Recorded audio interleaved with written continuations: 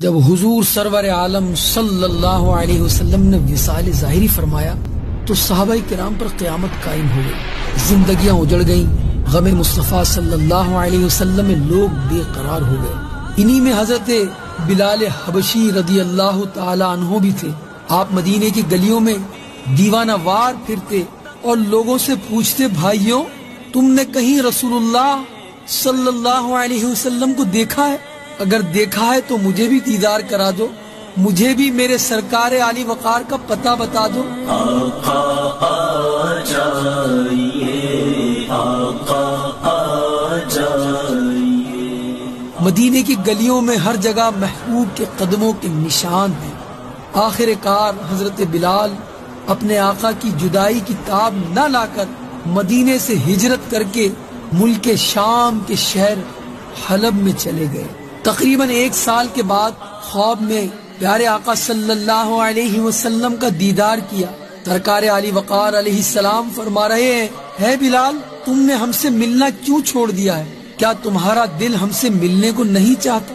آنکھ کھل گئی، اضطراب بڑھ گیا۔ لبیک یا سیدی، ہے آقا غلام حاضر ہے کہتے ہوئے اٹھے اور راتوں رات اونٹنی پر سوار ہو کر مدینہ طیبہ کی طرف چل نکلے۔ دونوں عالم کے سرکار آ جائیے۔ رات دن برابر سفر کرتے رہے، آخر کار مرکز عشاق دیار مدینہ کی نورانی اور پرکیف فضاؤں میں داخل ہو گئے۔ مدینے میں داخل ہوتے ہی دل کی دنیا زیر و زبر ہو گئی۔ سیدھے مسجد نبوی میں پہنچے اور سرکار علی وقار کو تلاش کیا، مگر سرکار ذی وقار علیہ السلام نظر نہ آئے۔ پھر حجروں میں تلاش کیا، وہاں بھی پیارے آقا علیہ السلام انہیں نہ ملے۔ بے قرار ہو کر مزار پر انوار پر حاضر ہو گئے اور روتے روتے عرض کرنے لگے، کہاں ہو یا رسول اللہ، کہاں ہو یا رسول اللہ۔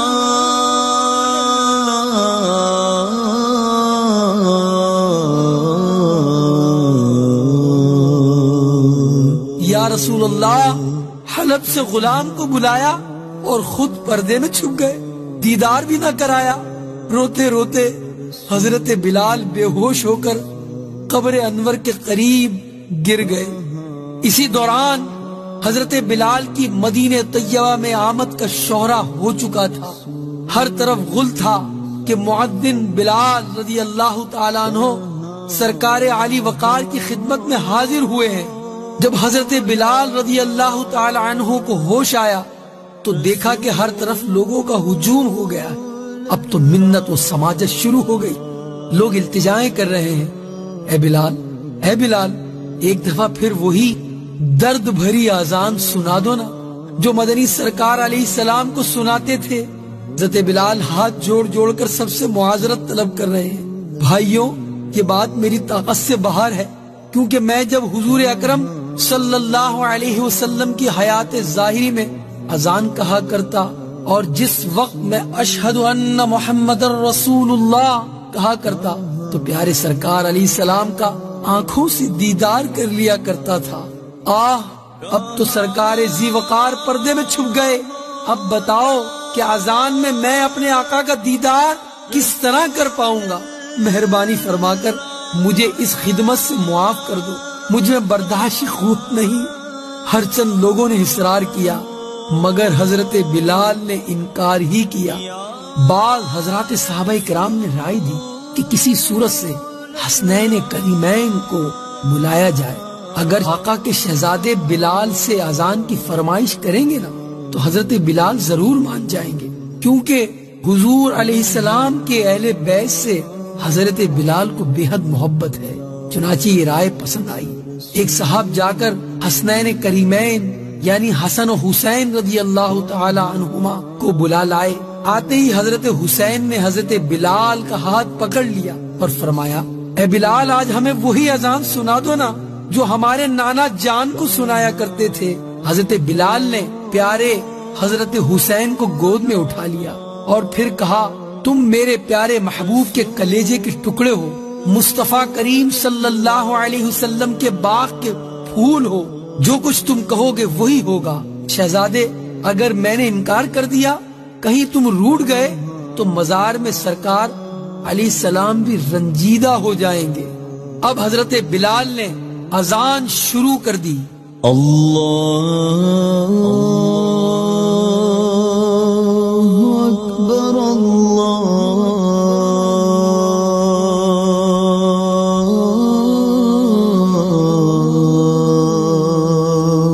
اکبر۔ مدینے کی فضاؤں میں جب حضرت بلال کی پرسوز آواز گونجی تو اہل مدینہ کے دل ہل گئے۔ مہینوں کے بعد حضرت بلال کی آواز سن کر لوگوں کی نگاہوں کے سامنے سرکار عبد قرار صلی اللہ علیہ وسلم کی دنیاوی حیات کا سما بن گیا۔ لوگ روتے ہوئے بے تابانہ مسجد نبوی کی طرف دوڑ پڑے۔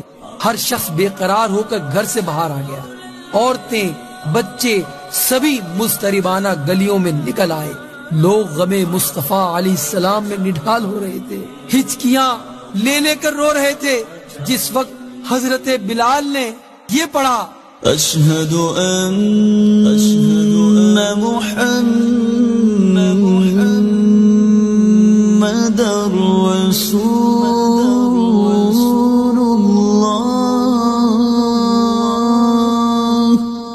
تو ہزارہ چیخیں ایک ساتھ فضا میں بلند ہوئیں، جس سے فضا دہل گئی۔ مرد، عورتیں سبھی زار و قطار رو رہے تھے۔ ننھے ننھے بچے اپنی ماؤں سے لپٹ کر پوچھ رہے تھے امی جان سرکار علیہ السلام کے مؤذن حضرت بلال تو آ گئے، مگر رسول اللہ علیہ السلام کب مدینے تشریف لائیں گے؟ حضرت بلال نے جب اشہد ان محمد رسول اللہ کہا تو بے ساختہ نظر منبر رسول کی طرف اٹھی۔ منبر خالی تھا۔ مصطفیٰ علیہ السلام کا دیدار حضرت بلال نہ کر پائے، ہجر رسول سے بے قرار ہو گئے اور غم مصطفیٰ کی تاب نہ لا سکے، بے ہوش ہو کر گر گئے، اور جب بہت دیر کے بعد ہوش آیا اٹھے اور روتے ہوئے پھر ملک شام کی طرف روانہ ہو گئے۔